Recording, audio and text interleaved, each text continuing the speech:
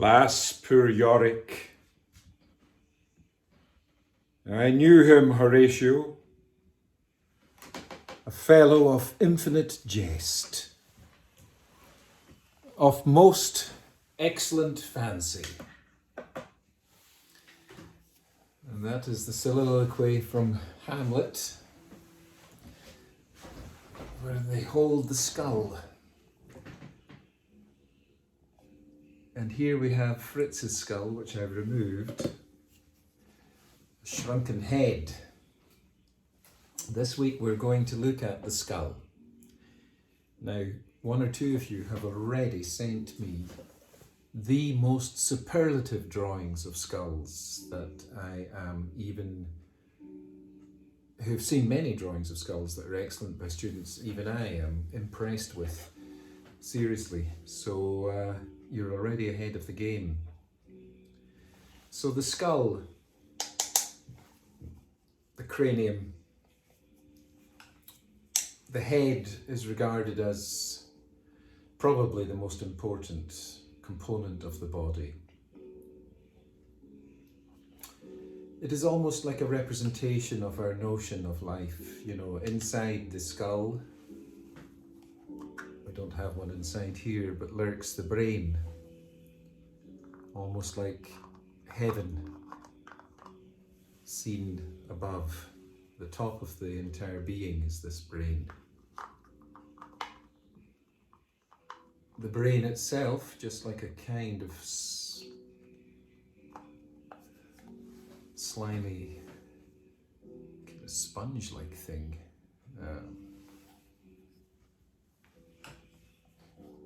Remarkable to think it contains all our memories and thoughts and such like. Anyway,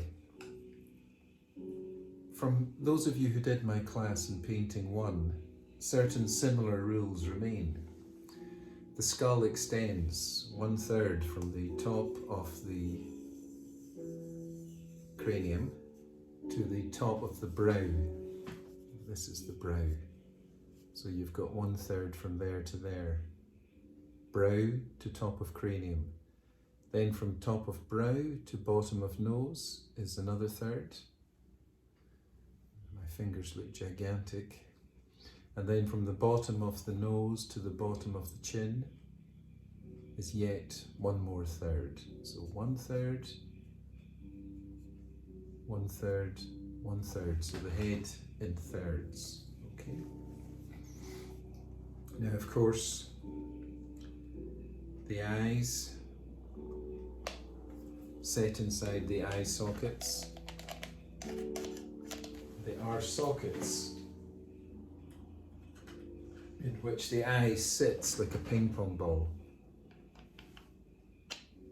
Bang. Oh, let's get him looking at you.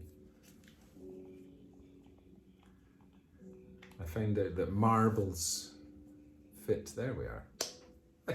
Bang. There he is, one-eyed Jack. Dun, dun, dun. So the marbles fit in nicely. Better give him another one. Fritz, he sees. Alas, poor Yorick, please do not sneeze. Those eyeballs will fall out upon your knees. Anyway, there he is, grinning away at you. The skull appears to grin because of these spaces at the side here, which give a kind of upward cast to the jaw. And so these are important features when you're drawing the skull, to remember that these are not flat, drawn on the front, looking like Jack Sparrow's Jolly Roger flag on a pirate ship, but they're actually going inside. They go deep inside. And of course, the teeth, you can see where the roots of the teeth are going up in the jaw, they're connected to the jaw. So that's important to get that sense of the kind of clavicles of the teeth going up there. Okay, So I'm using a soft pencil. Now if you've bought pencils or you have pencils, I recommend to get a range of pencils. I like the soft ones because you can kind of muffle around and create things with them rather than a hard pencil, which is very strict. I prefer a less strict method. And this suits me. This is a very soft pencil. The soft pencils have higher numbers of B. So if you get up to a 9B, this is actually a 10B, which is difficult to find. But if you get up to a 9B, there it is, there's 10B. If you get up to a 9B, that's pretty soft. 8B is soft, 7B is soft, 6 is soft. 4 is a nice medium, 2B is also medium, and then you're getting into the H's. H is for hard. So B is for soft. I don't know why they didn't do S, but B is what they like. B is for soft, and H is for hard. So those are how pencils are defined. So I've got Fritzy here. My glasses on.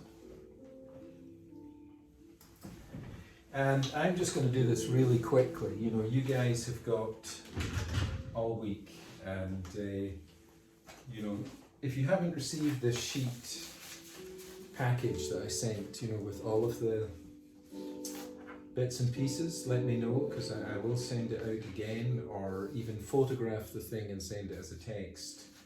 But it's got the skull, next thing rib cage, pelvis, legs, right back until we go to the other skeleton. So looking at Fritz, I think I'll remove those eyes because it's quite unsettling looking at that thing.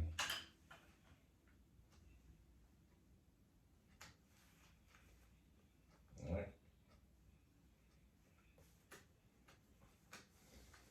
It's stuck. Okay, I can't get that out. Okay, Fritzy.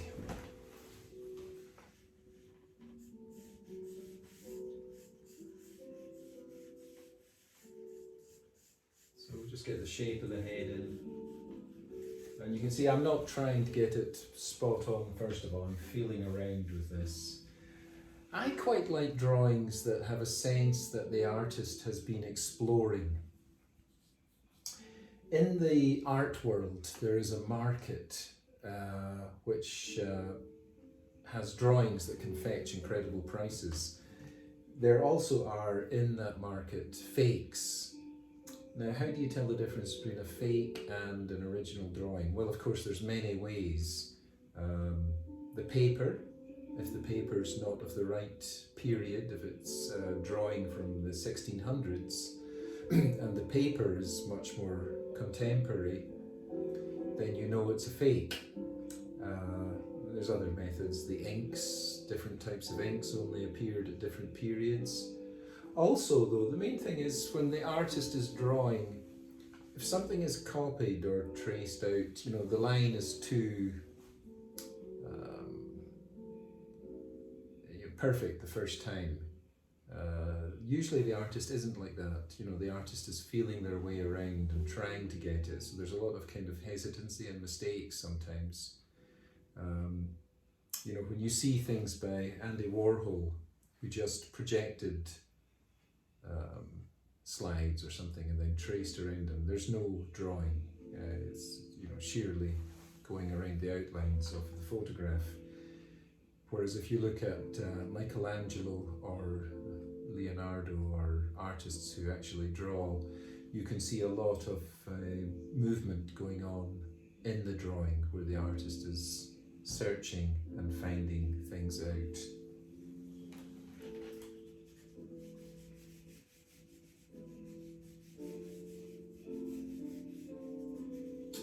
Now I'm remembering now when I'm drawing this, you know, when we studied art, I went to about 3 art schools. One down in the south of England, one in the north of England, and eventually one in Scotland. Now in the one in the north of England, there didn't seem to be much going on in terms of teaching. So even when I was a student in my early 20s, I organised the other students who were interested to come out and draw the human body in a mortuary where they were being dissected. And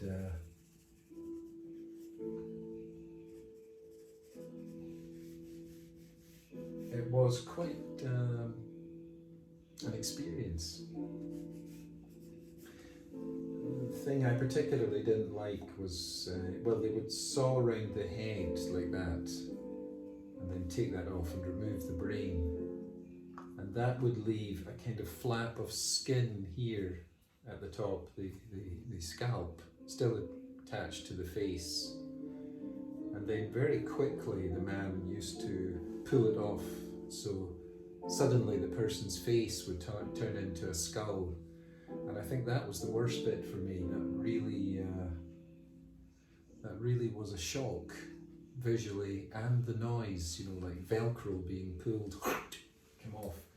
So that was something quite unforgettable. I think it's a good thing to see once or twice in your life. I wouldn't want to see it every day, but to understand the nature of the human body and not to be scared of what's inside us, because we all carry skulls and things inside us all the time, and there's no point in being afraid of what's inside us. So that was that. That was a few years ago in the city of Sheffield in the north of England. And that was about the best thing I did there. And then I transferred art school and went back to Scotland, where I got a real training in skeletons and all that stuff.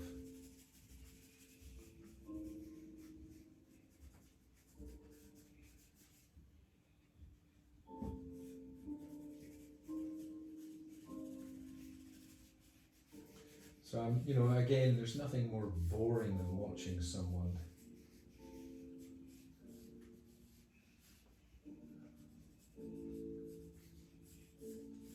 painting a wall, or something like that. So I'm taking, you know, this bit here, and then the jaw is connected here, but I'm going to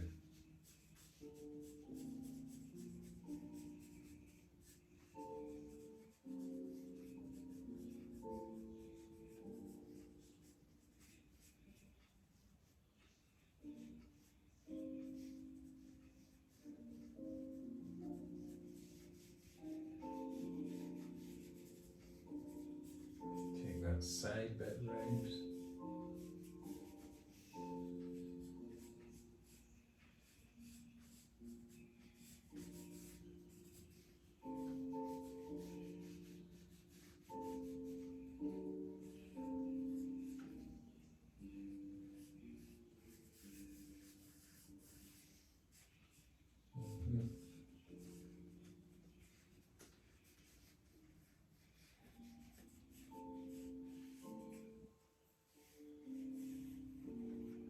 Now with the soft pencil you can get in hard again and straighten up some of the lines that have gone wonky. Quite a few of mine have.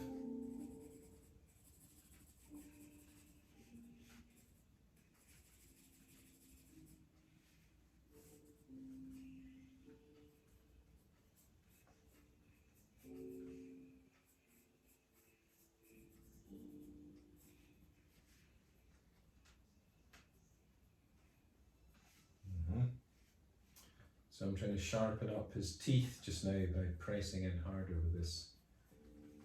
I think, you know, if you are able to get some pencils, the soft pencils are really good because you can do the shading and the tighter lines at the same time without changing to a whole lot of brushes, a whole lot of pencils.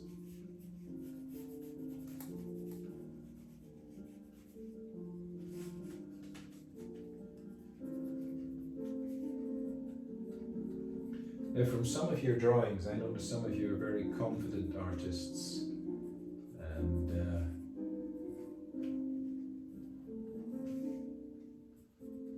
go right into the skeleton, very sharp at the beginning. Me, I am a kind of person who works slowly up into getting it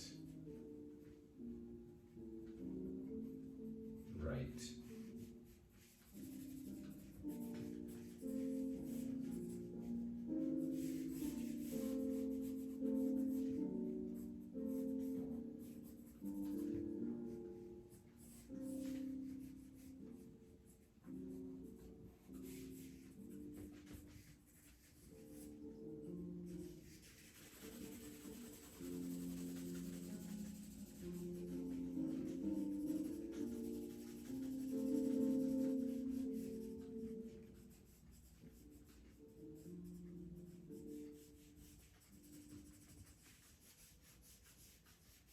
Like I say, I'm only going to spend a few minutes on this thing.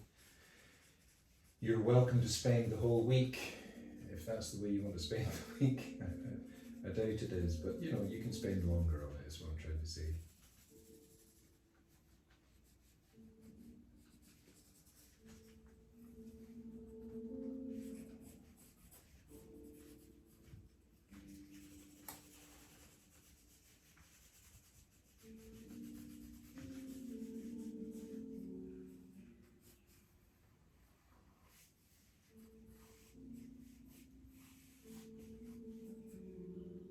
I wonder if any of you looked up that artist I mentioned last week who was from Belgium, who did the nudes and the skeletons, Paul Delvaux. Delvaux, I found out, is how to spell his name. One of those weird names.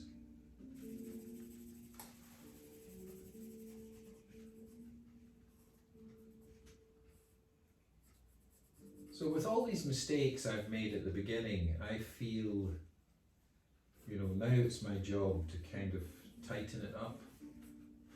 I always start loose and finish tight. It's better than starting tight and finishing loose, I think. But every artist is different. Thank God.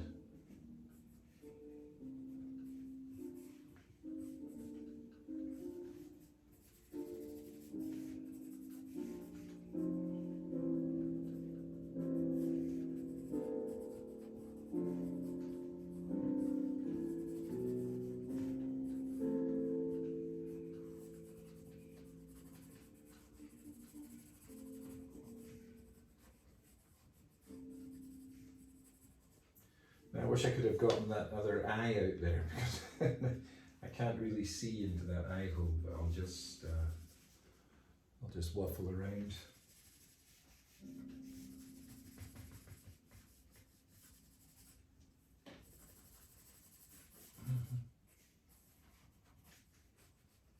So I'm willing to put this up no matter how embarrassing it is, you know, it's still, it is what it is.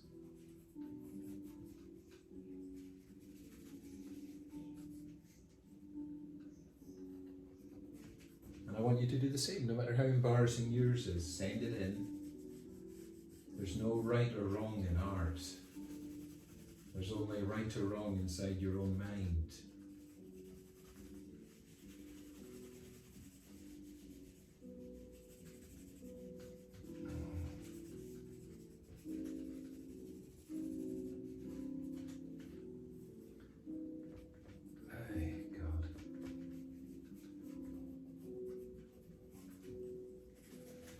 Kind of made a botch up of the teeth. I'd have to go in there again later.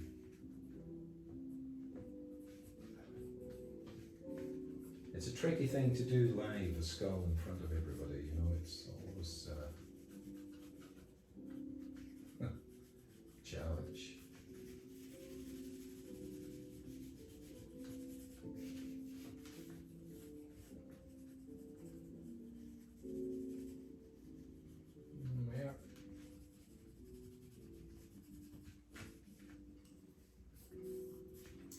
The thing is, you don't want to have the head too small, you know, it's the skull, I mean the top here, the cranium, or else it'll look like an animal of some sort. You want to give it, you know, the larger brain of a human.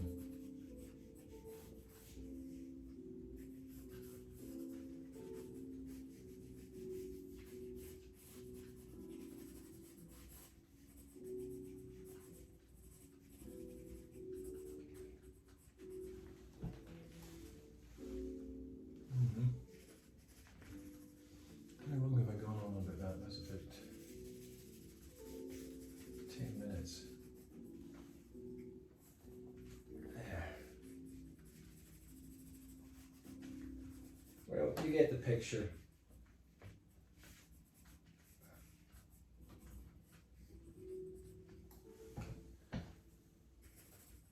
So that was the second exercise. You know, you've done the first one with the. That's it. You know, that's it. In about 7 or 8 minutes.